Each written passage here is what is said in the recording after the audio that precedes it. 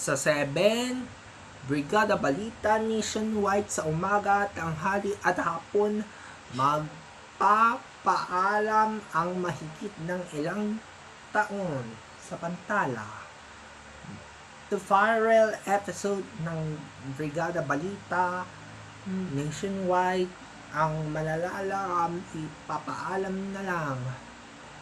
Magmamaalam ang ng kasama inyo. Sinasantya na sasaktan sa pagkamaalam. Magpaalam sa inyo ang brigada. Nagpapaalam sa kasama ng brigada ng Mass Media Corporation in the country ang naigap ng mamahalang sakit sa mga paalam ng brigada.